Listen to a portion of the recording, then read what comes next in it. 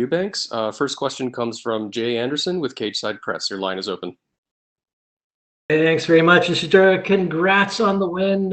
First of all, just walk us through that fight. What did you think of your performance tonight?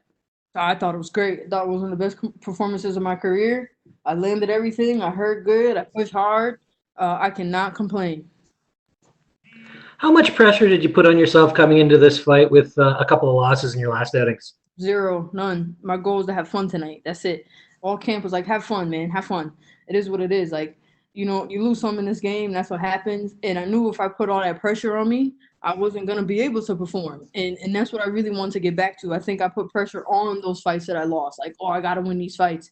And that's when I had those performances that I lost. I figured if I come in and do what I do best, which is have fun, box, wrestle, ground and pound, it's in God's hands after that. We're just going to have a good time. And I'm wondering if you could take us through that little moment at the end. Looks like there was a little push or she took offense to something. What happened there after the fight? I just got a little excited. It's that adrenaline. So I had heard a while back a little clip where she had said, like, I want to put Sijara in the hospital. And so maybe it's some clickbait or something. And so I really hadn't thought about it. But right at the end, I was like, you go to the hospital. And so she was like, what are you talking about? And I was like, and then I try to humble myself right away. I try to be a humble person. I try to, like, be a good sport, good, not be a good winner and a good loser. So I try to be a good sport. And I apologized to her right away in the cage before they even raised a hand because I just got excited. It's adrenaline. You get into a fight. You go 15 minutes. You see somebody. You see blood. It just get excited. So I had saw a clip where she said she wanted to put me in the hospital. So that's what I said. I was like, you go to the hospital. So my bad. Gotcha. Now, I know it's going to be hard given the climate that we're in. Not a lot of events have been announced. We don't know where fights necessarily are going to take place. But, given your choice, when do you want to fight again? And who would you have in mind, if anyone? ASAP. Hopefully Fight Island. No names in particular. I just want to fight again. It's one thing I told my manager. I've been trying to tell everyone that's listening. I just want to fight frequently, like especially now I'm back in the win column. I think I just always have these long gaps. I've been in the UFC like 2 or 3 years now, and I get on average 6-7 months between a fight. And so I'm not even picky about who. I just want to go again soon.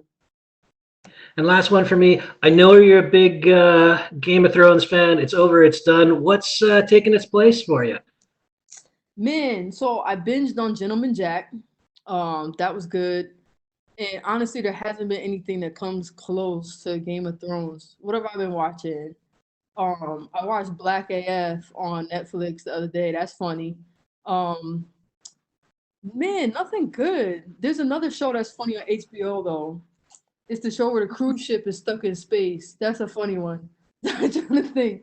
I think it's Avenue 9. That's a good one too. That's a good one. And none of those are anything like Game of Thrones. There's no Game of Thrones like show. There's no like dragons that replaces it.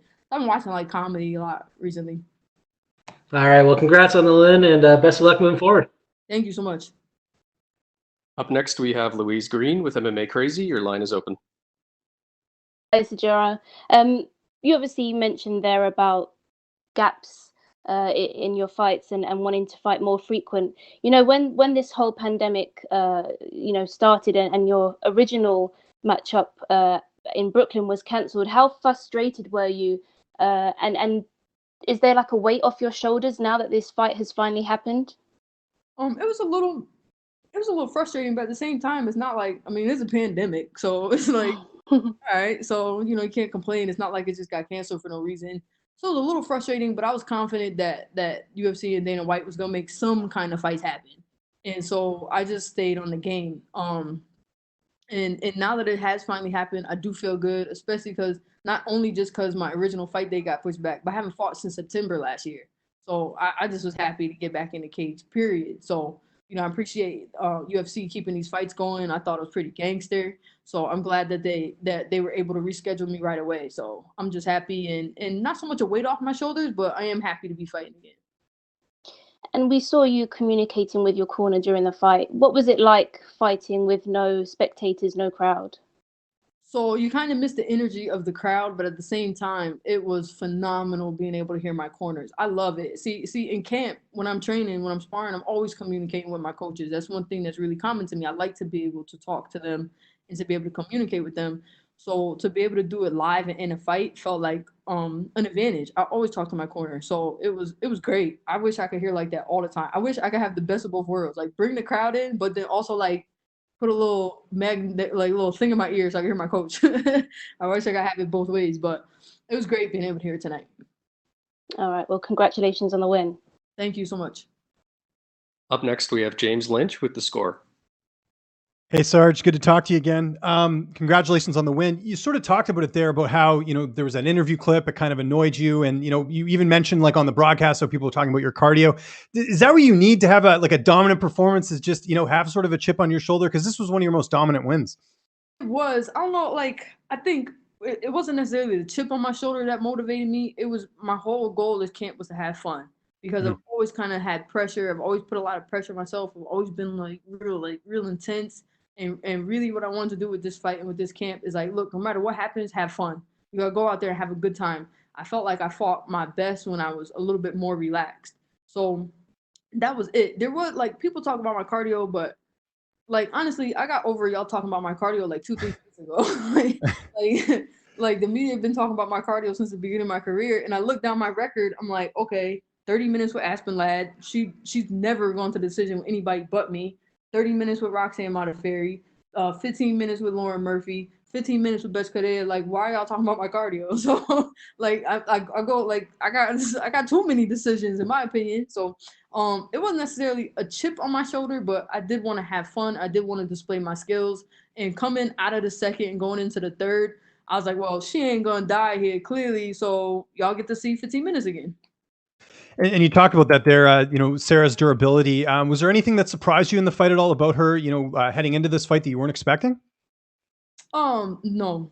I could tell by the type of fighter she was. I always get like those kind of game kind of girls. Like Roxanne, like everyone looks at Roxanne and is like, oh, like I knew Roxanne was gonna be game. You can hit her upside her head with a baseball bat. And I knew Sarah Moras was gonna be the same way. So I made sure to stay patient and to stay sharp and just keep touching her up. I knew if I try to overswing and kill her with everything, that might not be the best idea and best game plan. So I wasn't surprised that she ate. There was some of them where she stumbled, and I was like, "You still going? All right, still here." So, didn't surprise me. Just kept touching her. And last one for me: is there an opponent in mind next? I know this win's fresh, but you're back on the winning track, and you had a really dominant performance, like I mentioned there. Nope, I don't have anybody in mind. Whoever gonna fight me the soonest, I would like to, get right back in it. I don't want to take 6 months off no more. I'm tired of them long breaks. I would like to fight again as soon as possible, and so I'm not gonna be picky about who it is. Congratulations. Thank you. And last question comes from Shaquille Majuri with MMA Mania.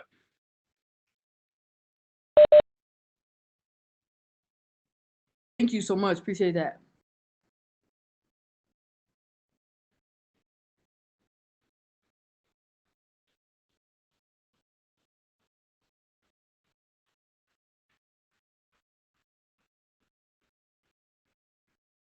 I thought it was great because I knew she was tired too. In the first round, I kind of talked a little smack to them too. Somebody was like, "We know what the toe means." I was like, "What do it mean then?"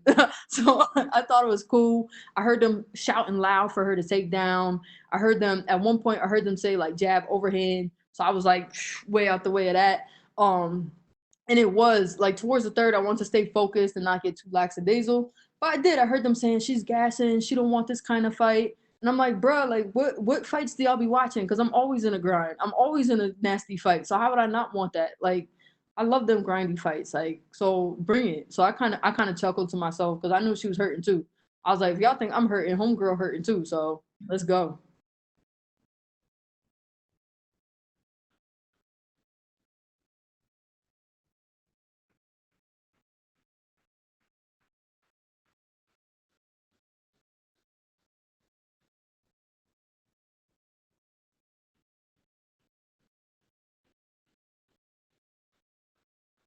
No, I welcome it all. It's funny, I was teasing with, I forgot who I was talking to, but when I was supposed to fight Valentina and they pulled me and ended up fighting Roxanne and I was getting booed, I was like, look, the only time I get any Twitter is when people hate on me. That's the only time I get any tweetbacks.